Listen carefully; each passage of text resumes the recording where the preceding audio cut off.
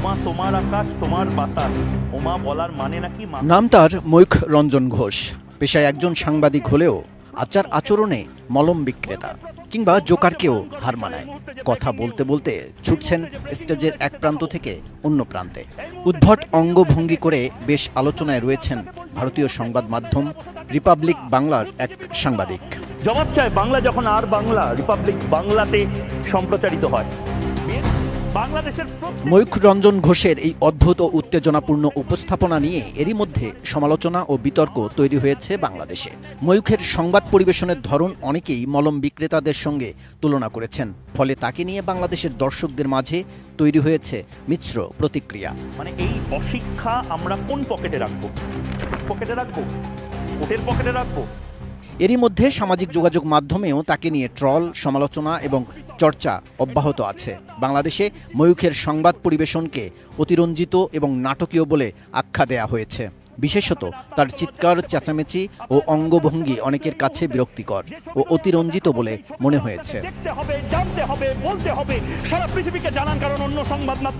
অনেকেই বলছেন ময়ূখ রঞ্জনের এই উগ্র উপস্থাপনার পেছনে মূলত টিআরপি বাড়ানোর একটি কৌশল। রিপাবলিক বাংলা চ্যানেলটি বিজেপিপন্থী সংবাদ মাধ্যম হিসেবে পরিচিত এবং তাদের মূল উদ্দেশ্য হল যে কোনো উপায়ে দর্শকদের দৃষ্টি আকর্ষণ। ভারতের এবং বাংলাদেশের সবচেয়ে বড় যে হলোকাস্ট এই রাজাকাররা করেছিল, পাকিস্তানিরা করেছিল, তা নিয়ে একটা বিদেশি সংবাদ মাধ্যম একটা লেখা লেখে না। হিন্দু মহিলাদেরকে যেভাবে ধর্ষিত হতে হয়েছিল, হিন্দু পুরুষদেরকে যেভাবে গোপনাঙ্গে রড ঢুকিয়ে অত্যাচার করা হয়েছিল, যেভাবে কচুকাটা করা হয়েছিল বাঙালিদেরকে, একজন এর বিরুদ্ধে কোনো লেখার সাহস পায় না। তার কারণ এরা সবাই হয়তো জামাতিদের ফান্ডিং এ চলছে, এরা সবাই নিজেদেরকে রাজাকার বলছে এবং এই রাজাকাররা আসলে কারা বাংলাদেশিরা জানে, আওয়ামী লীগ জানে, শেখ হাসিনা জানে, মুজিবুর রহমান জানে এবং ভারত জানে। এই ইডিওটিক, এই অর্ধশিক্ষিত মূর্খ কিছু বুদ্ধিজীবী এবং কিছু উদার মনস্ক নিজেদেরকে ভাবেন, তারা হয়তো জানেন না।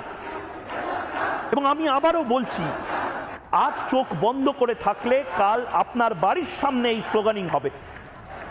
কারণ এই ব্যক্তিগত জনপ্রিয়তা ও চ্যানেলের টিআরপি বৃদ্ধি করার চেষ্টা করেন বলে অনেকের ধারণা। দেখুন, জাতীয় সঙ্গীত আপনাদের বদলে ফেলবেন।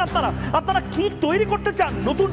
ময়ূখ রঞ্জন ঘোষের এই অভিনব উপস্থাপনা পশ্চিমবঙ্গের সংবাদ মাধ্যমের বর্তমান অবস্থার প্রতিফলন বলে মনে করছে বাংলাদেশের অনেক দর্শক, যেখানে উত্তেজনা এবং বিনোদনমূলক উপাদানকে প্রাধান্য দিয়ে সংবাদকে নাটকীয়ভাবে পরিবেশন করা হয়। তবে এ ধরনের উপস্থাপনা কতটা কার্যকরী বা সাংবাদিকতার নৈতিকতার সাথে কতটুকু সামঞ্জস্যপূর্ণ তা নিয়ে সমালোচনাও রয়েছে।